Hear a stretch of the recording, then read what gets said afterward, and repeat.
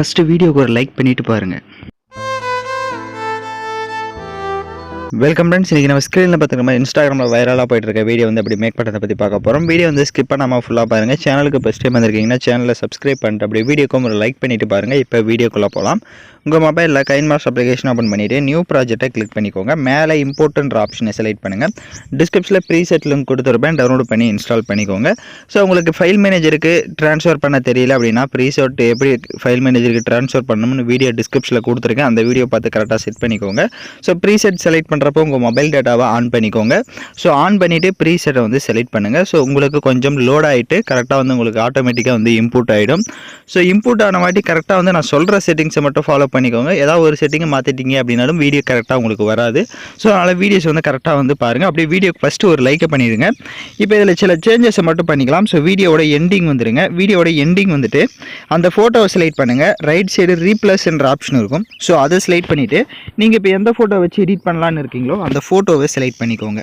இப்போ ஃபோட்டோவை செலக்ட் பண்ணிட்டீங்க அப்படின்னா உங்களுக்கு கரெக்டாக வந்து செட் ஆகிடும். இப்போ அந்த ஃபோட்டோவை எகைன் செலக்ட் பண்ணிட்டு ஃபஸ்ட்டு இருந்த ஃபோட்டோவுக்கு பார்த்தீங்க அப்படின்னா அட்ஜஸ்ட்மெண்ட் எதுவுமே இருக்காது. ஸோ அதனால் ஃபோட்டோவை செலக்ட் பண்ணிட்டு ரைட் சைடு அட்ஜஸ்ட்மெண்ட்டில் போய்ட்டு உங்களோட ஃபோட்டோஸ் வந்து ரொம்ப டார்க்காக ஷோ ஆகுது, அதாவது பிளாக்காக வந்து இருக்குது, இருட்டில் இருக்குது அப்படின்னா பிரைட்னஸ் ஆப்ஷனை லைட்டாக வந்து இன்க்ரீஸ் பண்ணிக்கோங்க. இப்போ ஸ்க்ரீனில் பார்த்தீங்கன்னா தெரியும். ஸோ அந்த பிரைட்னஸ் ஆப்ஷன் யூஸ் பண்ணிக்கோங்க. அதே மாதிரி கான்ட்ராஸ்ட்டு, ஸ்டேச்சுரேஷன் இது எல்லாமே உங்களோட ஃபோட்டோஸ்க்கு எந்த அளவுக்கு தேவையோ அந்த அளவுக்கு கரெக்டாக இன்க்ரீஸ் பண்ணிட்டீங்க அப்படின்னா உங்களுக்கு கரெக்டாக வந்து பர்ஃபெக்டாக வந்து வீடியோஸ் வந்து செட் ஆகிடும். இப்போ ஸ்க்ரீனில் பார்த்தீங்கனாலே தெரியும், ரொம்ப சிம்பிளாகவே கரெக்டாக வந்து மேக் பண்ணியிருப்போம். ஸோ ஆடியோவில் இருந்து எல்லாமே இருக்கும். இந்த எஃபெக்ட் எல்லாமே எதுவும் சேஞ்ச் பண்ணிடாதீங்க. ஸோ கரெக்டாக வந்து நான் எந்த இடத்துல செட் பண்ணியிருக்கேனோ அதை வந்து எந்த ஒரு சேஞ்சஸுமே பண்ணாமல் விட்டுருங்க. அப்போ தான் கரெக்டாக வந்து வீடியோஸ் வந்து நீங்கள் மேக் பண்ணுவீங்க. இப்போ பார்த்தீங்கன்னா லைட்டாக மூவ் பண்ணி பார்த்தீங்கன்னா தெரியும். ஸோ இந்த மாதிரி கரெக்டாக வந்து மேக் பண்ணியாச்சு. உங்களுக்கு ஃபோட்டோஸ் சேஞ்ச் பண்ணணும்னா கூட அந்த ஃபோட்டோ செலக்ட் பண்ணிட்டு எகைன் ரீப்ளஸ் ஆப்ஷனை கிளிக் பண்ணிட்டு சேஞ்ச் பண்ணிக்கலாம். ஸோ ஒவ்வொரு ஃபோட்டோஸுமே ஆட் பண்ணுறப்ப அந்த ஃபோட்டோஸ்க்கு எந்த அளவுக்கு அட்ஜஸ்ட்மெண்ட் தேவையோ அதை வந்து கரெக்டாக வந்து செட் பண்ணிக்கோங்க.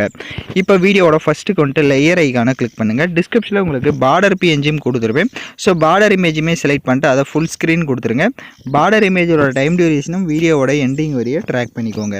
இப்போ நம்ம வீடியோ வந்து ஃபுல்லாகவே கம்ப்ளீட்டாக மேக் பண்ணியாச்சு. இப்போ நீங்கள் வீடியோவை ப்ளே பண்ணி பார்த்துட்டு வீடியோவை எக்ஸ்போர்ட் பண்ணிக்கோங்க.